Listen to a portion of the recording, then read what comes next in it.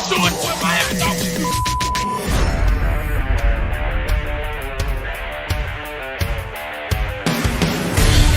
The pressure, he's in trouble. Loses the football. Touchdown! Got it! You have got to be kidding me. Jalen Waddle. It's a Dolphin touchdown. Throwing deep upfield on the near side. Man open. Touchdown! Looking deep. He's got a man. Touchdown! The run from Tua Tagovailoa. Touchdown! He's going deep. He's got it over the touchdown. Tagovailoa trying to make up for it. Fire to the end zone. Touchdown! Beautiful day to be a Dolphin fan. 1, 2, 3, hit! Let's go!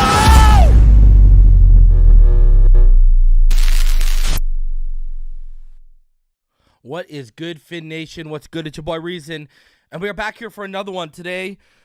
You know, we're finally going to drop that free agent list. Your boy's feeling a little bit better. You can still hear it in my voice, but we good to go. So we're going to drop that free agency list. I've moved it from 20 to 25 this year, 25 players, 11 to 25. Well, that'll be on the list. Top 10, we're going to have a little bit of an in-depth scouting report, and we're going to have a little all-22 attached to each one of them. So I appreciate each of y'all for coming through. We're also going to talk about the Byron Jones thing, and I'm probably going to, hop into it like in a minute, not even. I just want to get some stuff through here. Tomorrow I will be live tomorrow night. This week we'll be live Wednesday with the Finish Line. There will be no Fin Too Deep this week as Neil and his family are in Orlando. And the plan is to drop my first big board this week. So it looks like it's going to be running back. So first draft big board should look like it drops this week. All right, that's what the schedule is. So let's hop into all this Byron Jones stuff right now. Let's just hop right into it because we got a lot to talk about here. Shout out to Justin Vanderberg. He said, "What's up, Reason? Best Dolphins content creator." I appreciate you, homie, for using your 5-month membership message to say that, and for being a member for 5 months. I appreciate you, man. If you are not a channel member, if you are not a Patreon member, you missed an how many? I think we had what? Well, the Patreon had an update. They had their video 3 Takes Thursday, and then I had a little bit of an update. But then I dropped an update to the Patreon and to the community tab, just based on some things I've been hearing this week. So there's multiple updates on the Patreon and the YouTube channel. If Patrons have missed it, if you're a YouTube channel member and you have missed it, go to the community tab. If you're a Patreon, you know what to do. Just log into Patreon, go right to the feed, and start scrolling. Another great thing I did want to talk about the Patreon and everything with this Byron Jones stuff, man. That Patreon just keeps hitting, eh? I almost reposted. I want people, if you're a Patreon, if you're a YouTube channel member, I already asked you to go back to October 24th, where I told everyone I was hearing we were sniffing around the Ramsey trade market at the deadline, so way ahead of all the rumors you're hearing right now. But if you were to go to October 22nd, you would see an update I had regarding Tua and his concussions, but I had a portion in that update where I talk about how I spoke with someone connected to the Dolphins medical staff, and the stuff I said in that rings truer than ever if what Byron Jones is saying is the truth. So what he was saying about the medical staff and the injection, and we'll get into that. It didn't surprise me because, again, I had an update, a random update about stuff I had heard about the medical staff dating back to last, August. So kind of crazy that he's coming out and blaming. But we'll get into the Byron Jones because I think there's a little more to this.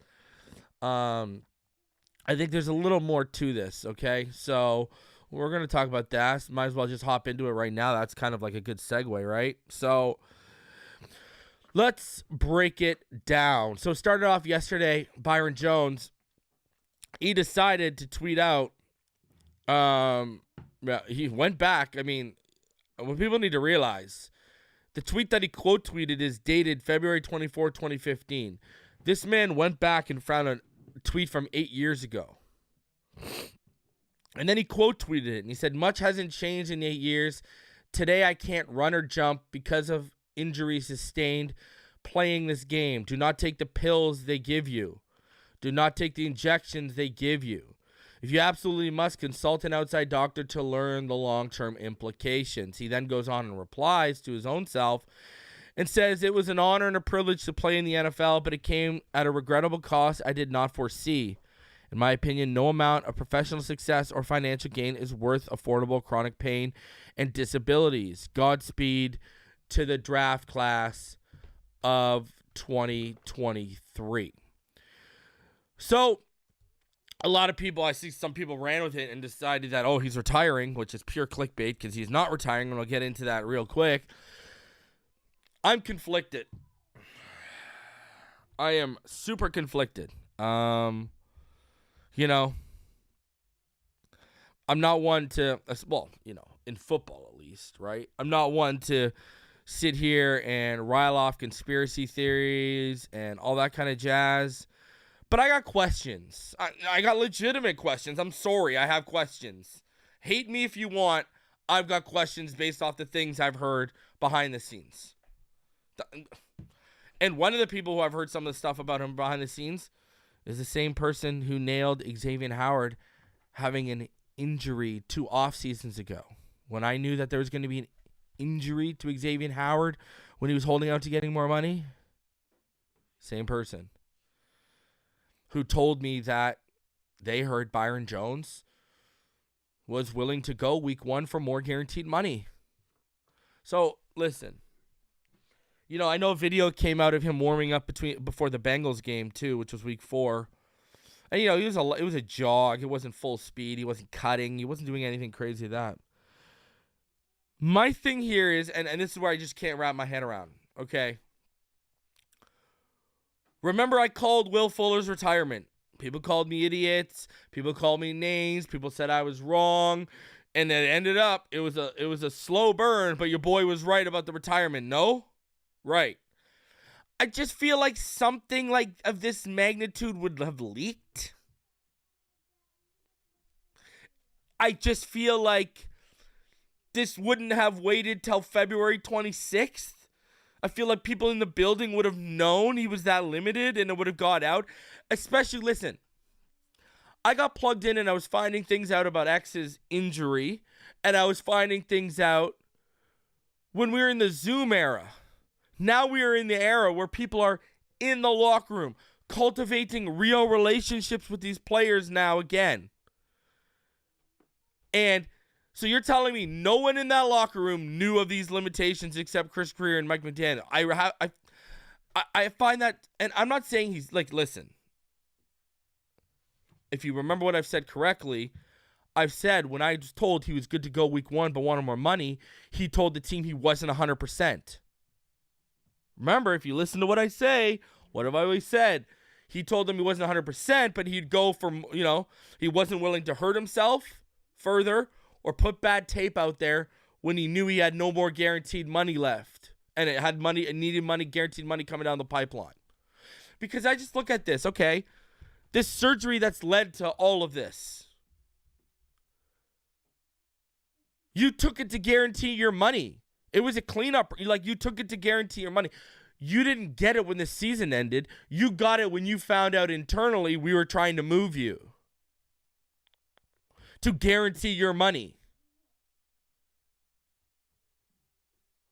This was a cleanup procedure.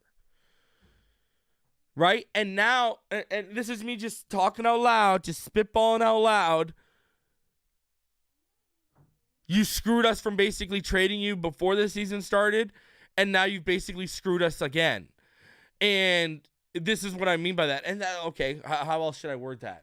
Okay, you prevented us with your surgery from trading you last offseason, and now with what he pulled yesterday and that tweet he pulled out, he's killed any value we thought he might have had. People were laughing at me and Neil, people that were plugged into, when we thought we could get a 4th or a 5th for him. I guess now we know why. But anything like that is just like it's done. It's over.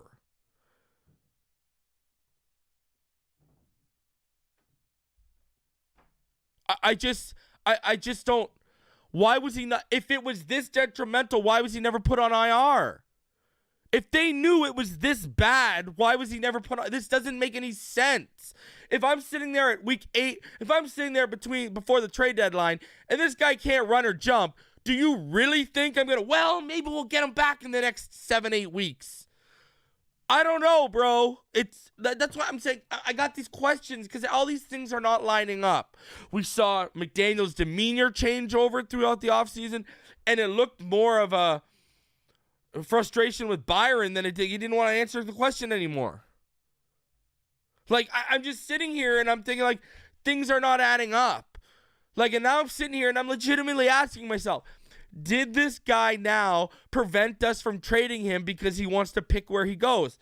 You know, I had shout out to the homie Derek Huggins, and then Rhino Sith responded to it later. But Derek hit me on Twitter yesterday about it.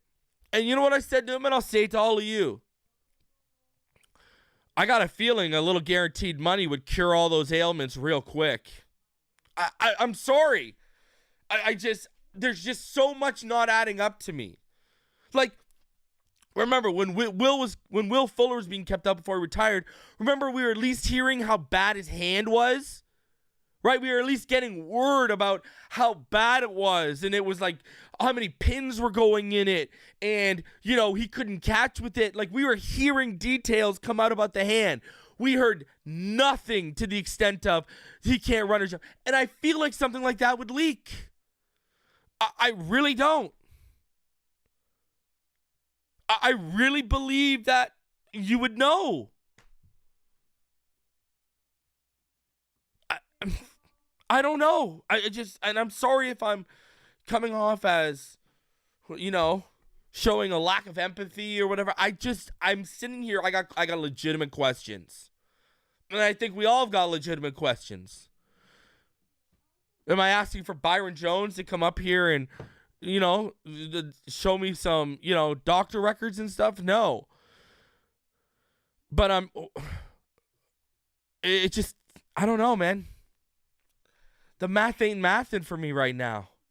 Maybe it's because I need to hear more from Greer and McDaniel and our own medical staff, because I don't know. I just don't know if I believe that this would fly under the radar this much without being leaked. Like, that's pretty big. Anyways, people started assuming that he's retiring, right? So Marcel Louis-Jacques dropped this article yesterday. He said, Miami Dolphins cornerback Byron Jones said in a social media post Saturday that he can't run or jump because of injuries he suffered over the course of his career. See, he's not even blaming one injury.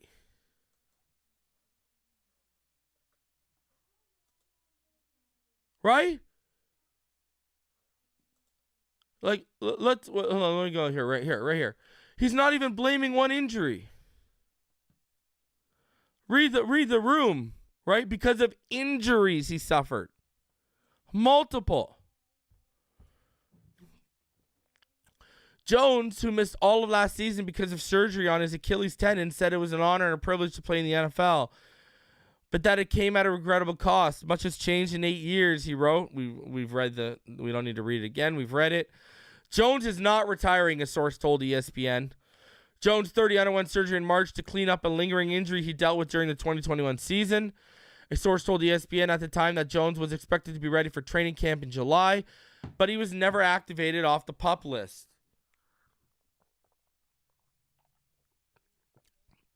A former, why didn't they just shut him down for the season if it was this bad? I don't understand.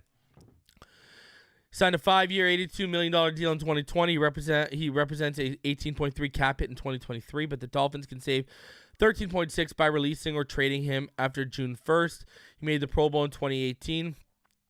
So this is what Barry Jackson said, just switching over to what Barry Jackson said. He said, in wake of today's tweets, Byron is not retiring, and there's no pending lawsuit per source. With his $14.4 million salary non-guaranteed, the general expectation is he will be cut by the Dolphins with a post-June 1st designation, but nothing has been settled on that front. Someone then came in and asked him If he just talked about not being able to run and jump because of football injuries, why would he want to play again? Barry Jackson said, might ultimately play out that way, but this was not a retirement announcement or indication he's quitting, I'm told. So then what are we doing here? You know? And this is what drives me back. This is what drives me back to what now I sit here and I'm like, this is what drives me back to the original thought that I had with Byron Jones and everything going on here. Are we doing this for attention? Is it because you have people on social media calling you out? Is that what this is being done for? I don't understand. Like, the second tweet, he was talking in the past tense. He tried to make it seem like he was leaving, right? And for what? Are we are we opening up? Are we being honest? Or are we doing this for attention? I don't know, man. As you can tell, I don't trust Byron Jones, and I don't, just because of the things I've heard, and I don't know, man. I just don't trust Byron Jones. So we'll see how it plays out. I could be wrong for even thinking all of this, but I just feel like this would have been leaked a little bit. I feel like this wouldn't have snuck up on us. That's what I feel. And this is what the Miami Herald, they put out, Daniel Oifusi and Barry Jackson, they put out their article on it. And what they said, we'll pass the quote because above this is just the quote tweet of what he said. Last March, Jones, who's 30, underwent surgery on his leg, a procedure that a source told the Miami Herald wasn't supposed to keep him out of training camp. But summer sessions opened and Jones was continuing rehab. On multiple occasions, head coach Mike McDaniel expressed confidence Jones would return to the field, but ruled him out for the season in December. In an end of the season news conference, general manager Chris Grier said Jones did everything he could to try and play, so no qualms with that at all. Grier, however, did not answer a question regarding Jones intended to continue playing or whether he would remain in Miami for the 2023 season.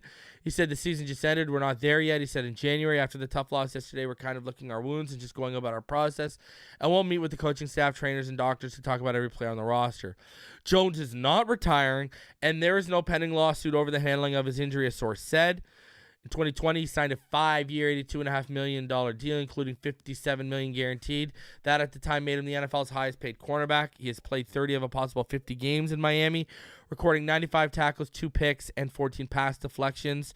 His offseason surgery kicked in an injury guarantee for his $14.4 million base salary in 2022, but he later restructured his deal and converted 13 of the base salary into a signing bonus that freed $10 million for the Dolphins. He has an $18.351 salary cap hit for the 2023 season, but none of the $13.5 million base salary is guaranteed. Miami also added void years, which do not extend the contract and are used as placeholders for the prorated bonus in 2025 and 2026 to spread out his bonus. A pre-June 1st cut or trade would give Miami cap savings of $3.547 million and a dead cap of $14.804 million charge. And finding a willing trade partner may be a tough task in itself, given Jones's injury status. A post-June 1st cut or trade would give the Dolphins a cap savings of $13.6 million, with a dead cap charge of only $4.751 million. But the team wouldn't be able to use the cap space until way past the first waves of free agency.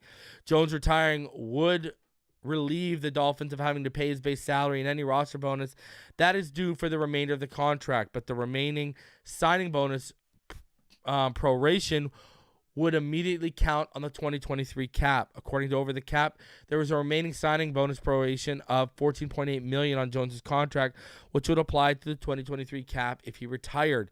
In the case of the retirement, the Dolphins could also release Jones with a post-June 1st designation and spread out the remaining cap hit over 2 years while receiving the cap relief in 2023.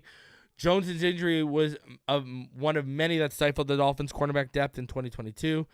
Trill Williams sustained a season-ending injury in the preseason opener, and Mackenzie Alexander was released last summer with an injury settlement. Nick Needham, a pending unrestricted free agent, also sustained a season-ending Achilles injury in October. And watch him be ready for training camp and watch him get a new contract for us.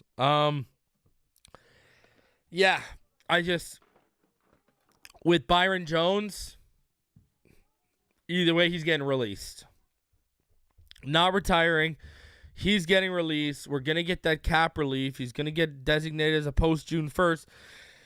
And like I said, with the announcement, see, that's the thing. You make this whole big grandstand announcement that you can't run or jump, but you're not retiring. You haven't been able to run and jump for almost a year, but you're not retiring. Instead, you're screwing the pooch with us, so we can't get any value for you. We get zero for you now. And what he's doing is he's choosing where he's going to end up. That's exactly what he's doing. That's how I read this situation. He's deciding where he's going to go. I mean, like I said earlier, there was footage released of him jogging before the Bengals game, and he wasn't cutting or he wasn't running fast, but still, doing a jog. And that was week 4. And, we never really heard about serious setbacks through this process too. Like, that's the thing. We never heard anyone come out and say, yo, there's serious setbacks. We never even heard that. We never even heard a vague, bro, there's serious setbacks. It wasn't until December we heard McDaniel finally say, yeah, he's not coming back. And I was telling y'all before that, if it ain't done, if new money ain't on the table before we enter the trade deadline, he ain't coming back. And how did I ended up being right? So, I don't know, man. I'm just sitting back, and I don't want to come off as a conspiracy theorist or showing a lack of empathy, but I just do not. I just got questions I need answered. That's it. I got questions I got to need. If this surgery was so needed, why did you wait until March? Why didn't you get it done in January? Right? That's a big question. All right? How did this not leak? How did no one in the building know it was this serious that he couldn't run or jump? If that was that serious, it would have leaked to someone. Now that stuff was leaking, like I said, during the Zoom era. Now there's reporters and everything actually in the building. That would have leaked. And so my question is, how did it not leak? Number 3, if he couldn't run or jump, why did it take Mike McDaniel and Chris Grier till December to shut him down? Basically, with not even a month left in the regular season to shut him down. Why? If he couldn't run or jump by freaking the end of October, November, I mean, it's pretty obvious. That's what I'm saying. I don't know, man. There's just a lot of questions. And then why are we doing this big song and dance if you're not retiring? The first tweet could have just been sent by itself. The second tweet, that's what screams, I want attention, because you're talking in a past tense like you were going to retire, and now we go and find out you're going to retire. And my other question is he all of a sudden going to be healthy if he gets some guaranteed money put on the table from him by a new team? I just don't get it. There's things I just don't understand. It just don't make sense to me. But we'll see how it goes. I don't know. Let's see how it plays out. Let's see how it plays out for Byron. All right. Now, that said, let's that's what I'm saying. Pound says the team not putting him on IR is the most compelling part of what Reason said. It makes no sense. Was Byron Jones the only one that knew he couldn't run or jump? Is that really where I'm going now? Is that what we're led to believe? That Byron Jones is the only one that knew he could not run or jump, so the team kept holding out hope because they didn't know everything? That's what I don't understand. This just is not adding up for me. Things are just not making sense. You know what I mean? I don't know, man. We're literally acting like everyone was left in the dark in the team facilities except Byron Jones is the only one who knew the extent. And so that's why these guys were holding out hope till December? In what world? I don't know, man. See, I agree with Spawn a little bit here. Well, the first part. In the second part, that remains to be seen. Listen, let me say this. I agree with he's playing the PR game. He's trying to screw us as much as possible. Brother, if he gets guaranteed money or gets a new contract, he's all of a sudden healthy, that second part is 110% true. It's just not making sense to me. I don't know. I'm sorry. that I got questions because I know there's people that are probably saying, man, Reason, I can't believe, what more proof do you want from this man? What more do you want from this man? I got legitimate questions, do I not? I think I do.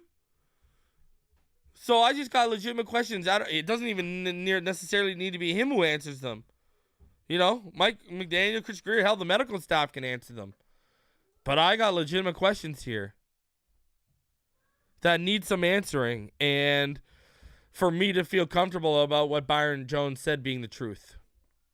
So we'll see how all that plays out. Now, that said, guys, let's get into what y'all been waiting for. Let's get into my top free agents of this 2023 free agency and my top 25 targets for the Miami Dolphins. There might be some names who surprise you here.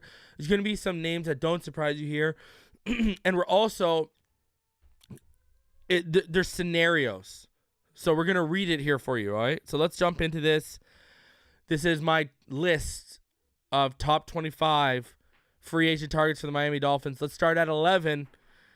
Let's start at 25 and work our way up to 11, and then we will get into the top 10. So, in this scenario, ladies and gentlemen, I want you to look at the very bottom there. Josh Jacobs is tagged. Jordan Poyer is tagged. Orlando Brown is tagged.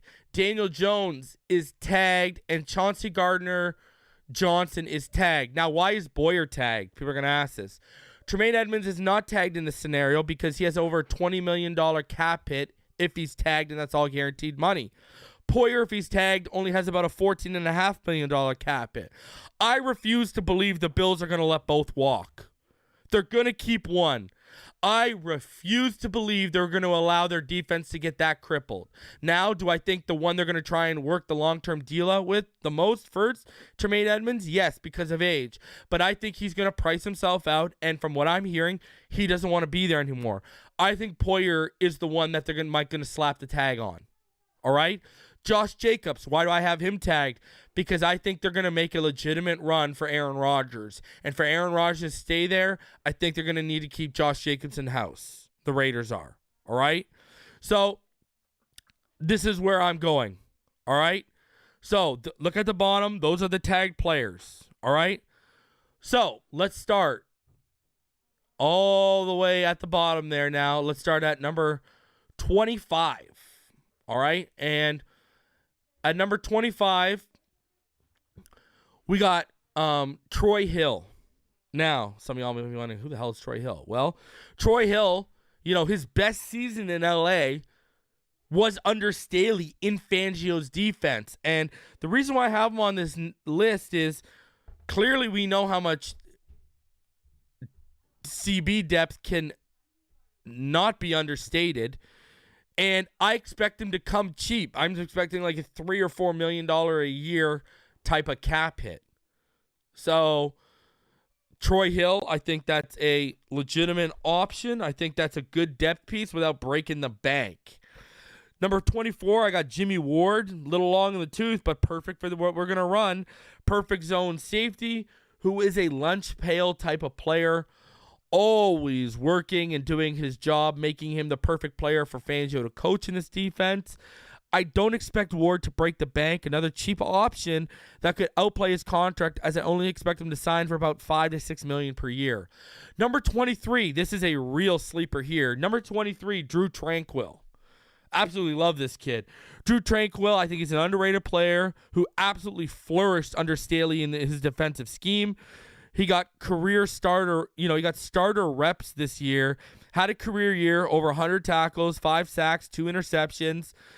Because he only has 1 year of starter production, I don't expect him to break the bank. And I think this is a perfect lower second tier player that has the potential to grow and develop further under Fangio's guidance and once again, outplay his contract.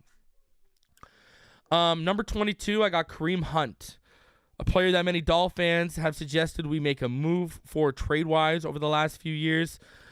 Will finally be a free agent, leaving the door open for a signing that I'm sure many fans would love. Hunt still has a decent amount of tread on his tires.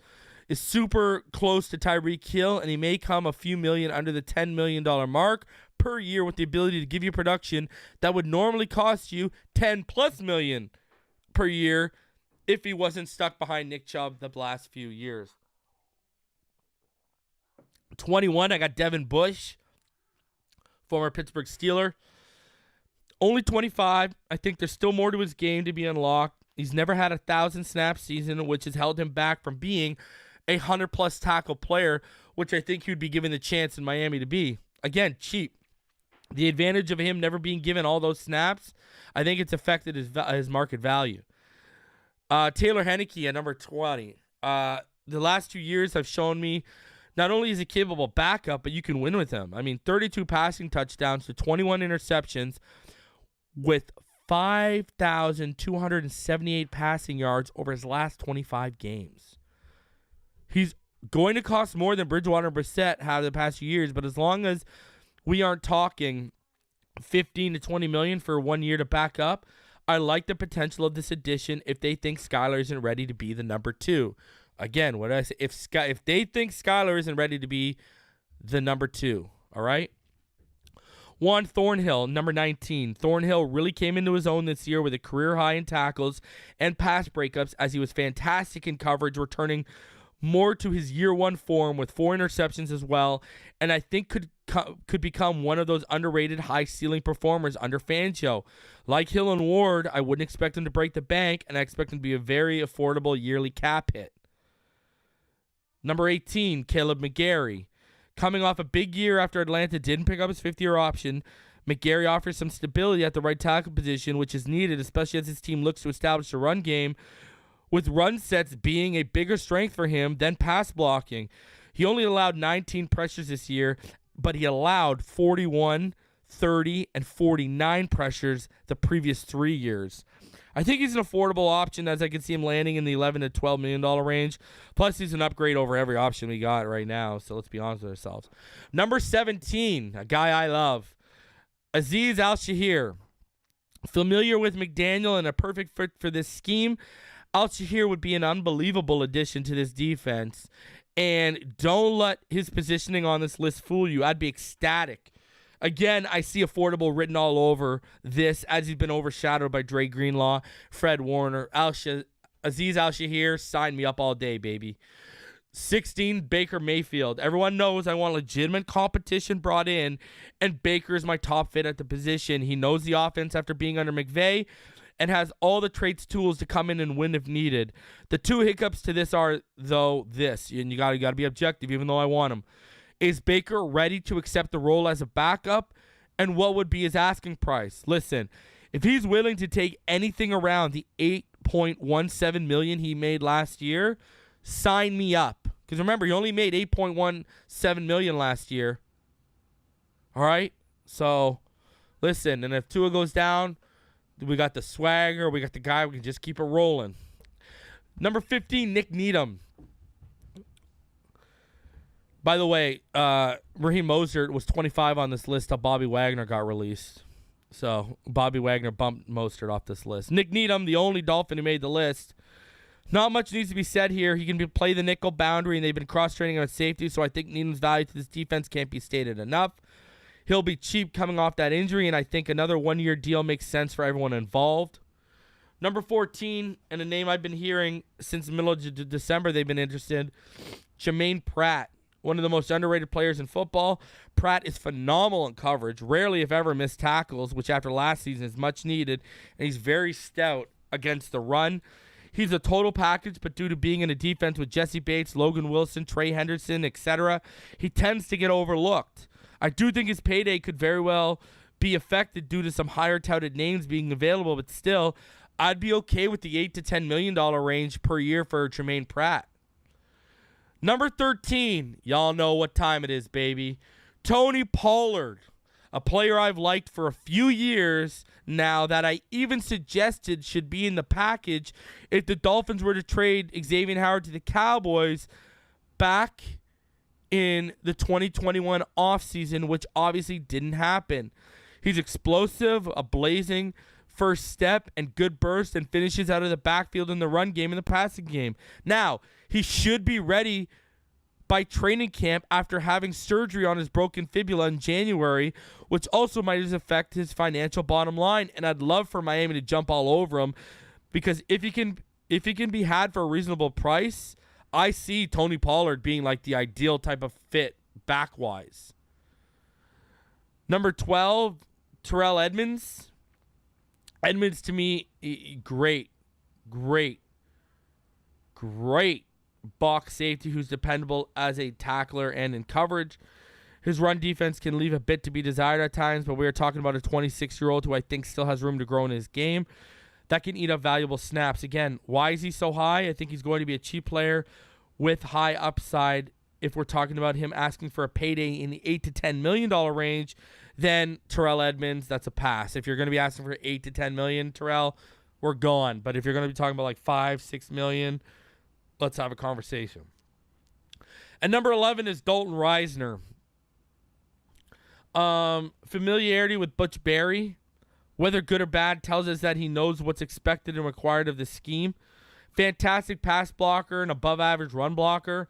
Risner is a solid starter who is only 27 and I think would be a stud between Connor Williams and Armstead on that left side. I think, he's one of the more attractive interior linemen in free agency, and because of that, he may demand $9+ million per year.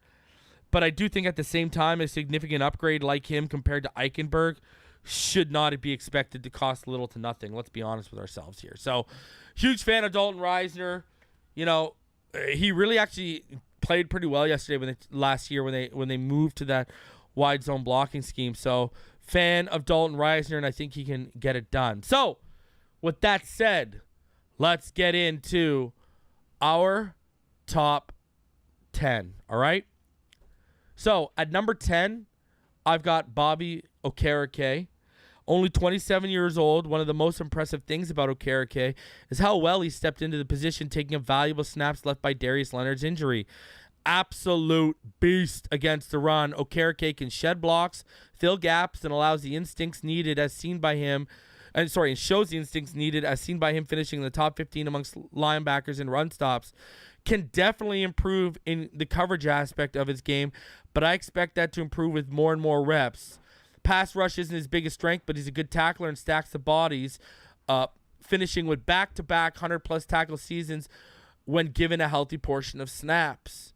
He is another guy I could see falling under that $10 million range per year that can outproduce that kind of contract given to him.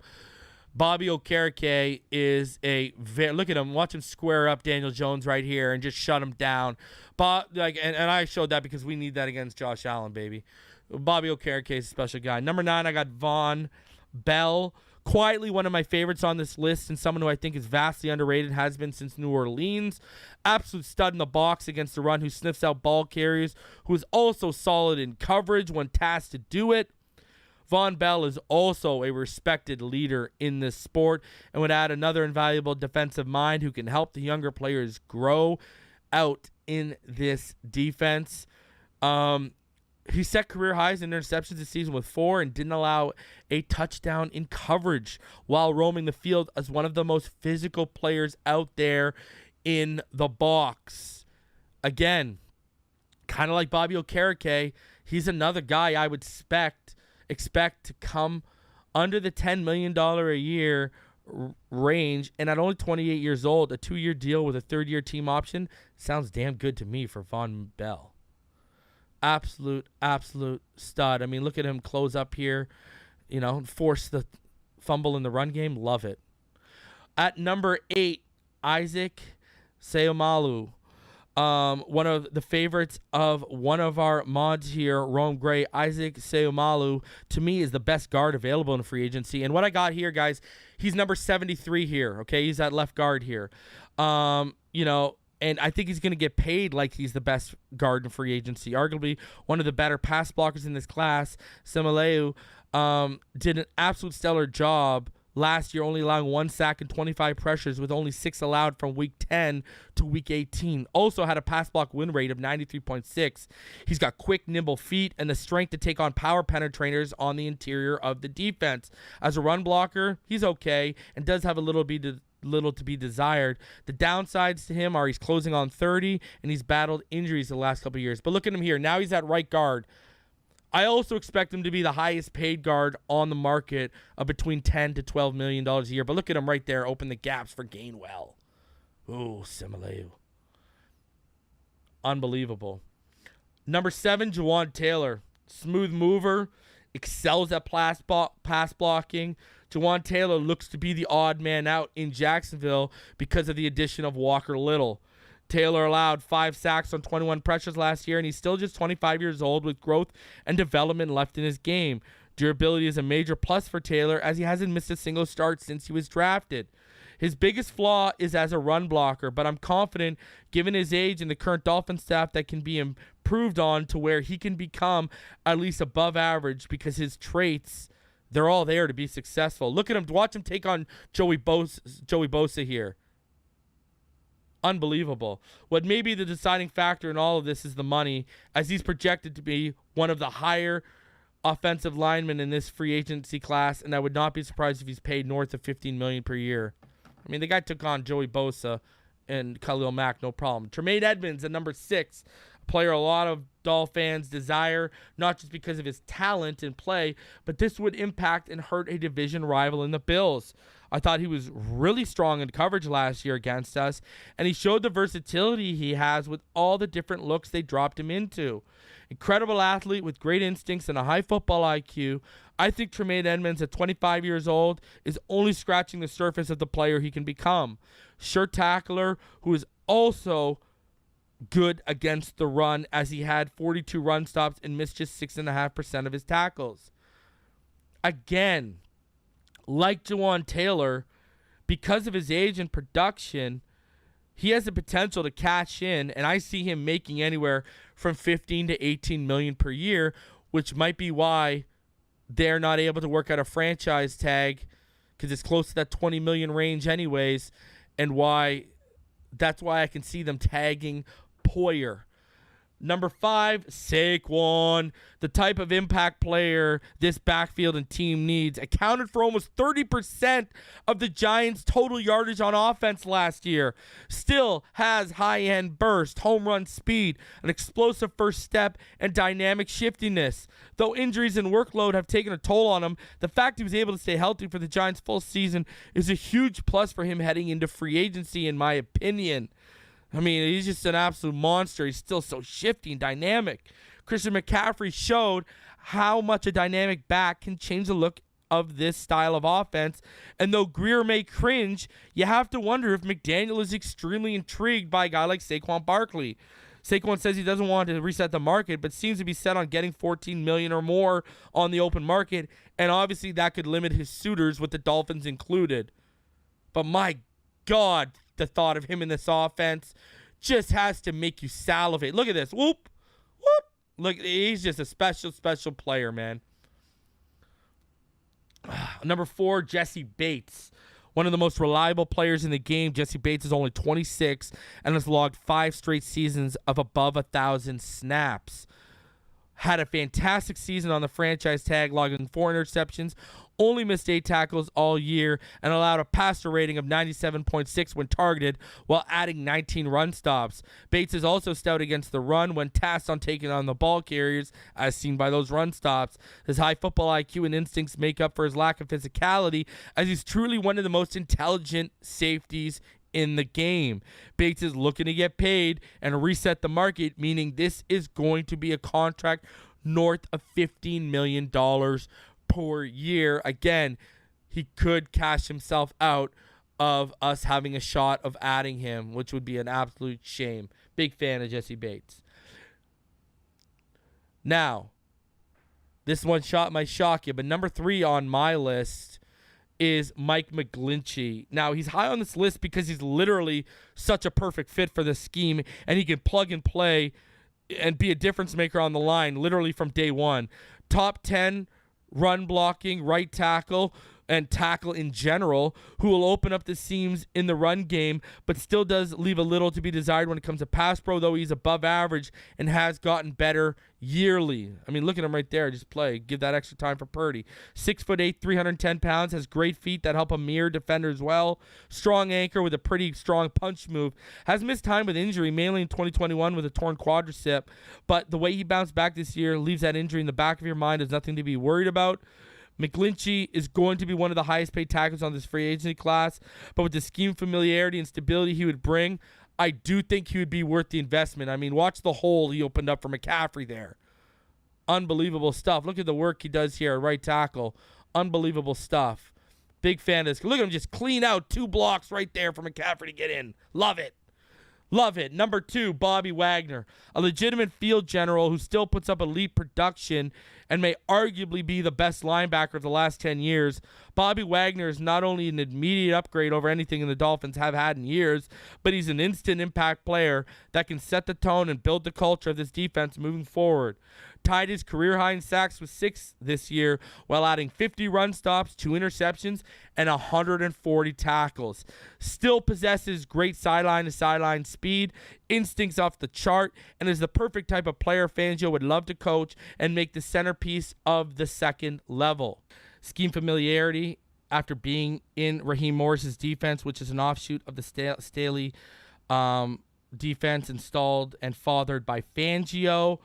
I actually think he's going to be affordable because he wants to win now, which is why he decided to leave LA in the long run. So I think special player and a difference maker. And I mean, yeah, I had to include what he does to Russell Wilson here because the guy against Seattle this year was unbelievable if you did not have a chance to see him. So unreal stuff. And then number 1 for me is going to be Lavonte David. Now, you could basically interchange Wagner and David here, as I'm equally a huge fan of both. Like Wagner, another legit field general whose production is off the charts and not slowing down, as his play seems to be aging like a fine wine. Florida boy, too, who would just have to drive up the street from Tampa, making it probably super appealing to him. Like Wagner, he has elite instincts, read and recognition ability, and is still one of the best off-ball linebackers in coverage, and he's also really stout against the run. Absolute tackle machine, had 124 last year and only has 3 seasons since 2012 where he has finished with less than 110 tackles. Like Wagner, I don't think we're talking about a 15-plus million player per year here. I think he wants to leave now because he wants to win. So I think because he wants to win, I can see him being very reasonable at the negotiating table. I mean, Bobby Wagner, you're talking about Bobby Wagner, you're talking about Lavonte David. You could interchange either one of those, and I think they are perfect and ideal for what we want to do. Now, that's why they're so high on the list. Like, I got Saquon high on that list for the opposite reason some of the other people are high on that list, because he's such an impact player, right? If Saquon would have been reasonable about his money, Saquon would be higher than 5. But because I know how much of an impact player he'd be in this offense, you got to put him at number 5. He would make a big difference. But to me, when the cost and the impact lines up, Lavonte David or Bobby Wagner, they make the most sense for me. That's why I think McGlinchey adds up, because I don't think McGlinchey's going to try and get as much. Well, he's going to try, but I don't think he's going to get as much as a guy like Jawan Taylor. I think a guy like Jawan Taylor is going to get paid because of his age. Right? And because of his age, serious money coming down the line. So, you know, that's how I see this playing out. And I mean, listen, and Michael says you can, yeah. We got some restructuring we got to do this season. We got a bunch of restructuring we got to do. Tyreek needs to be restructured. Armstead needs to be restructured. If you extend Connor Williams, you save money. If you extend Wilkins, you save money. We got a lot of restructuring and a lot of contracts to fix. Let's go. Finn says, reason how much money will we have? Well, right now we're 16 million under. But if you've gone back and watched the previous shows, we can build up to about, I want to say, we can get up to $60-70 million pretty easily to spend. All it's going to come down to is, hey, who's going to take restructures and who's not, right? That's literally what it's going to come down to. So, who's going to be able to take restructures? Like, remember, Tyreek, when the Chiefs asked him to restructure, they asked him to take less money. We're just going to be moving money up. So, guys will take that. So, I've said this before. The way Chris Greer and Brandon Shore have structured all these contracts, it's been nothing short of a masterclass. Really been nothing short of a masterclass. It's been phenomenal stuff. So, you got to give props, man. You got to give props to what they're doing out there. Great stuff. So, guys, here's the deal. I'm going to be live tomorrow night. All right? Be out on the lookout for me. I'll be live. I'll have another show. Rome says, loaded running back class. Raheem was like top. Yeah. Hey. My thing is, Raheem Mostert, I don't know whether he wasn't fully healed by the end of the season or not, but he didn't have that same explosiveness when he got to that third level. We need the home. We had no home run hitter. That's the problem. We had literally no home run hitter. Now, I loved what Raheem did last year, but isn't he also closing on 31? So, that's why if I my personal preference would be Devin A-Chain replaces Raheem Mostert in the draft. The draft would be my preference. But man, we are missing that home run hitter threat on the back end, and I think we got to figure that out. So, and I like Raheem Mostert. It's just I don't know whether that was just he wasn't fully injured or he has now officially lost a step. But man, we're going to need to add a home run hitter. Look at everything our offense did, everything Tua did, everything Tyreek did, everything Waddle did with no running game. Imagine what these guys will do if we get them a running game. I think that's for this offense to take the next step into potentially historic realm. You need to tweak the offensive line, and I think you need to find a home run hitting back. Now, I've said this before and I'll say it again. Free agency is going to teach us a lot. If they go get an Ahmed and they go get someone with a Raheem Mostert, then that tells me in the draft they'll be looking for a Jeff Wilson body type. But if they bring back an Ahmed and they bring in a Jeff Wilson type of body type, then they'll be looking to find another Raheem type of body, I think, in the draft. So we'll see how that all plays out. And Raheem Mostert was talking like he was coming back when he was talking about Tua and such recently. So I wouldn't put it past them. I'm a fan. He was 25 on my list until Bobby Wagner got released, and Bobby Wagner went right to 2, and that bumped Raheem Mostert right off my list. So, we'll see how that plays out. But yeah. Anyways, guys, I'm going to get out of here. I appreciate all of you for joining. Over 400 of you in the room. Still smash that like button. Subscribe if you're new. I appreciate all of you for coming through. And yeah, I would love Tony Pollard. Tony Pollard, man, the only reason he was 13 on my list was because of the injury. He would have been higher if he wasn't injured. And maybe the injury, Thomas, that could affect his financial bottom line. And if we can reap the benefit of something like that, Tony Pollard in this offense, oh my God, the dynamicness. Anyways, ladies and gentlemen, again, I will see all of y'all tomorrow night. Eric A. Alexander Madison, another good name. I will see all of y'all tomorrow night. Appreciate each and every one of you for coming through. Y'all already know what time it is. Fins up all day, every day. See y'all on the next one. As always, love all of y'all. See y'all tomorrow, baby.